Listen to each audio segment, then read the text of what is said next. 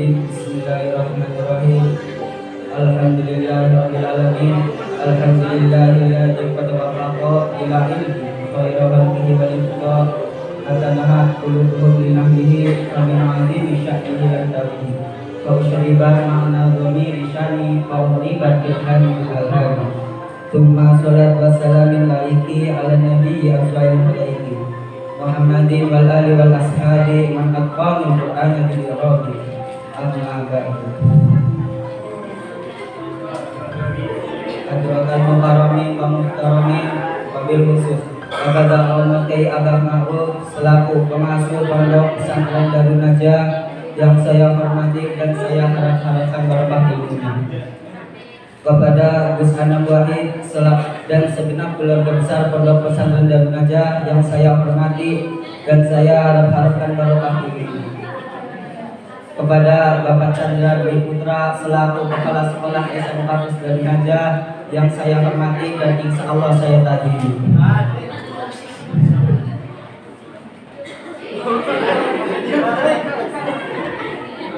kepada Bapak Kiai Samangan Hidayat selaku pembina acara Hitoba yang saya hormati dan insya Allah saya tadhimi. Tidak lupa pula kepada seluruh siswa-siswa SMK Darun Najah yang saya banggakan. Pertama-tama marilah kita panjatkan puja dan puji syukur kita kehadirat Allah Subhanahu wa taala di balina yang mana karena rahmat hidayah dan inayahnya kita semua masih bisa berkumpul di sini. Salawat dan salamnya Allah semoga tetap tercurah limpahkan kepada junjungan kita Habibana wa Nabiyana wa Maulana Muhammad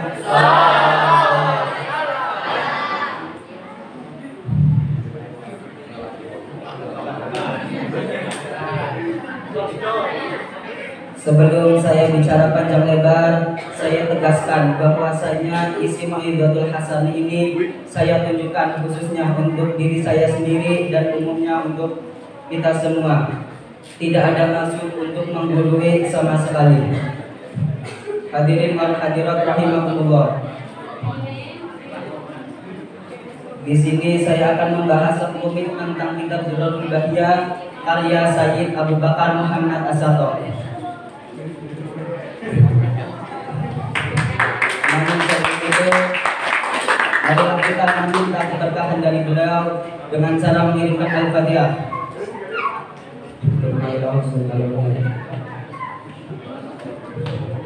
Al-Fatihah.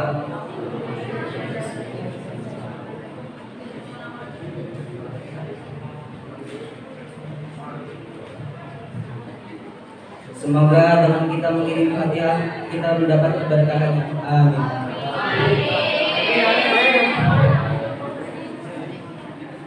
A'udzubillahi minasyaitonirrajim. Bismillahirrahmanirrahim. Fala khafa ala qalbin salimi wa fikrin mustaqimi. Tidak ada samar bagi orang yang mempunyai hati yang selamat dan pikiran yang sempurna.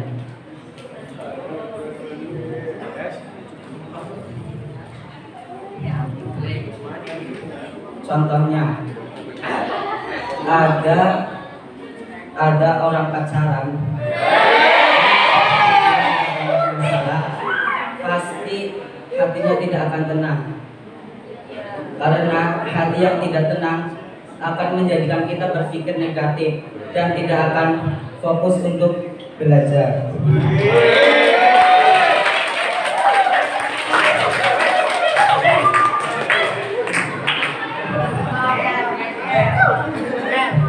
Dan maksud dari hati yang selamat itu apa? Hati yang selamat adalah hati yang terhindar dari penyakit hati. Nek bahasane ketua OSIS ini kok gegana, bisa galau ngerana. Dan orang yang selamat hatinya, insya Allah pikirannya akan sempurna. Dan maksud dari pikiran yang sempurna itu apa? Pikiran yang sempurna adalah pikiran yang bisa membedakan mana perkara yang hak dan mana perkara yang batil. Kenapa kok orang yang pacaran hatinya tidak akan tenang? Karena berbuat maksiat.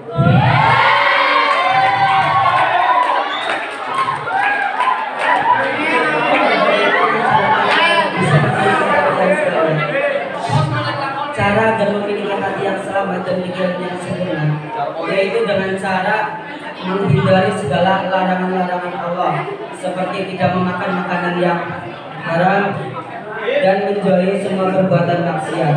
Karena jika kita melakukan perbuatan yang dilarang Allah, bisa menjadikan kita sulit untuk mencerna ilmu yang diberikan oleh guru kita.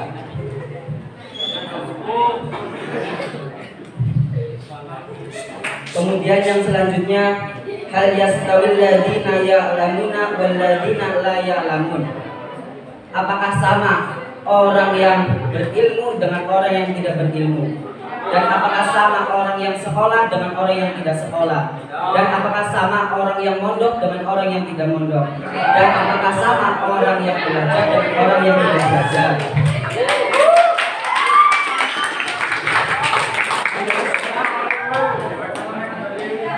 Tentu tidak sama.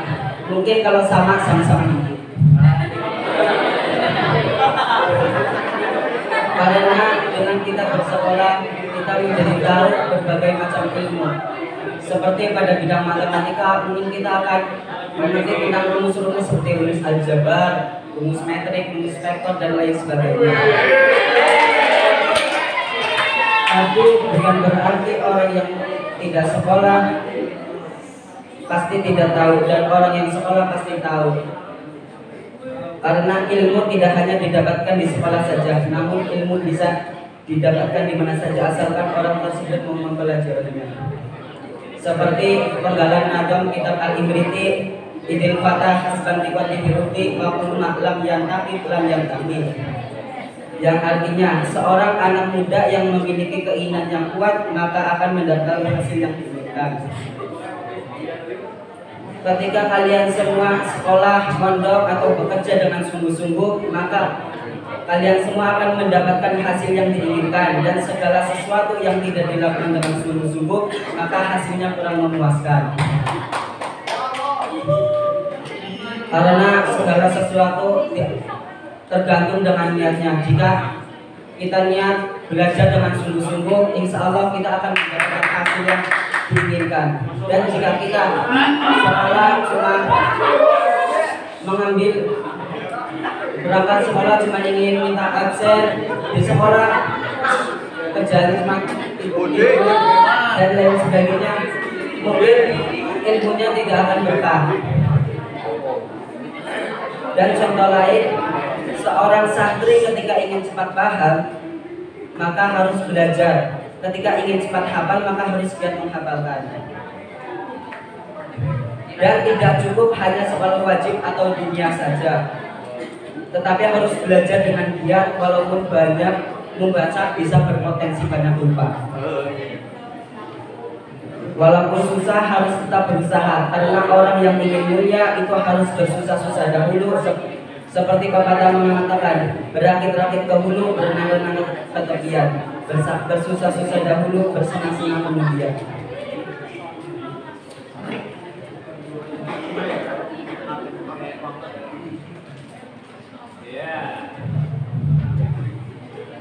Kemudian poin yang selanjutnya, laisa ba'dal faraidi afdala min thalabil ilmi.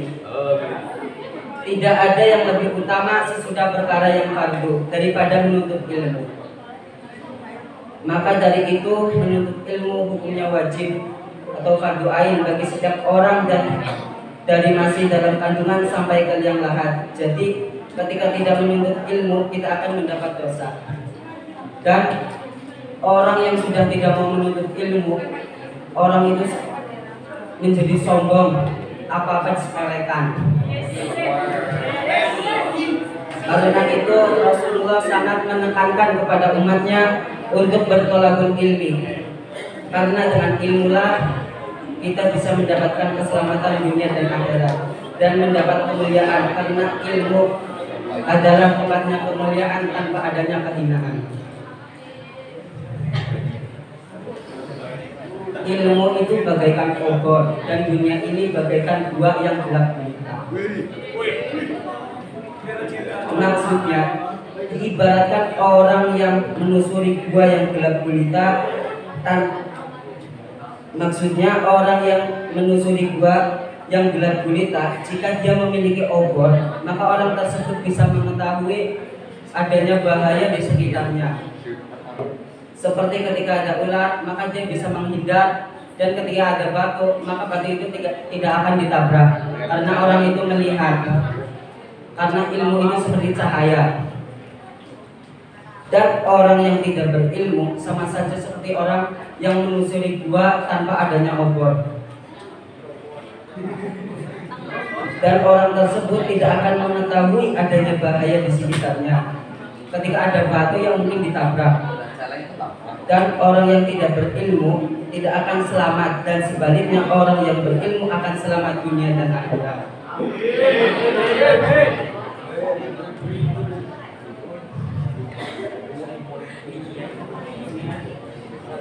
Fa inna fatihan wahidan mutawari'an asyaddu ala syaitani min alfi abidi wa yumkitu suci'ukan dori haram lawih akwa timbana bitsemun syaitan. Maksudnya orang yang berilmu akan sangat sulit untuk setan menggodanya, karena dia mengetahui tata caranya beribadah yang benar, daripada orang yang banyak beribadah tapi tidak mengetahui caranya, sama saja seperti sia-sia.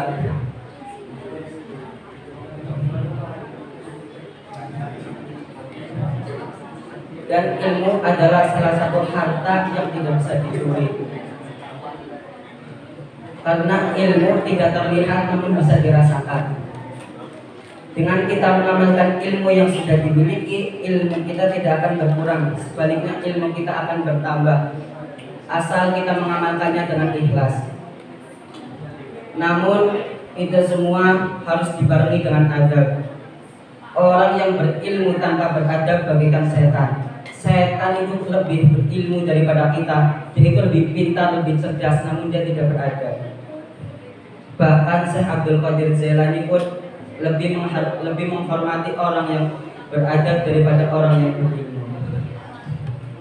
Mungkin memang orang itu bisa pintar atau bagaimana, namun ilmunya tidak akan bermanfaat. Sekarang contohnya saja, banyak pemerintah yang pintar, cerdas, berilmu, namun dia salah menggunakan ilmu karena ilmunya tidak bermanfaat. Dia menjadi korupsi atau gimana, dan uang yang seharusnya dibuat untuk membangun jalan atau gimana, tapi malah dia digunakan untuk dirinya sendiri.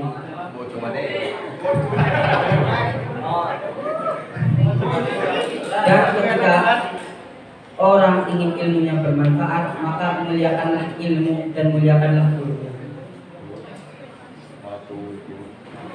Seperti contoh saja, ketika Anda ingin meminta bantuan kepada teman atau siapa saja, ingin meminjam duit lah contohnya, pasti tutur kata kalian pasti manis, tidak akan kok seorang yang sedang membutuhkan tutur katanya itu jelek. Ya seperti itu saja ilmu, ketika ingin ilmunya bermanfaat, maka muliakan ilmu dan gurunya. Contoh memuliakan ilmu itu gimana?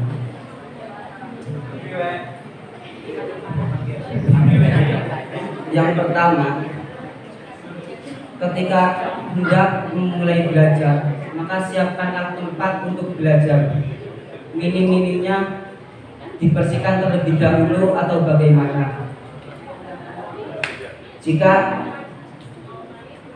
di pondok, kalau hendak akan mengaji, niku nopo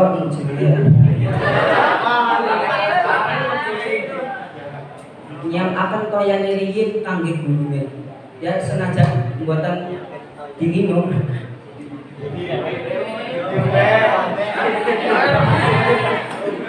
Dan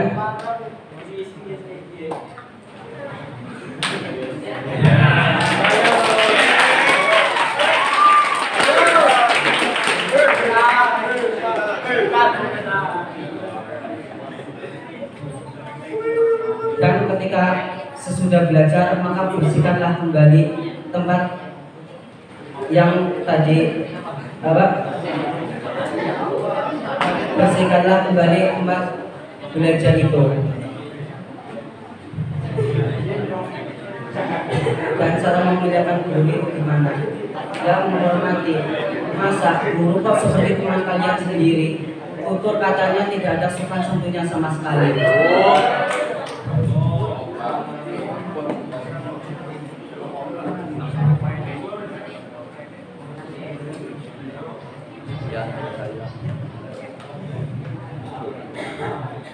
Dan mungkin hanya itu yang saya pahami tentang faedah-faedah ilmu. Karena sebaik-baik manusia adalah yang banyak bermanfaat bagi orang lain. Mungkin cukup sekian dari saya. Mohon maaf yang sebesar-besarnya. Ihdinas siratal mustaqim. Assalamualaikum warahmatullahi wabarakatuh.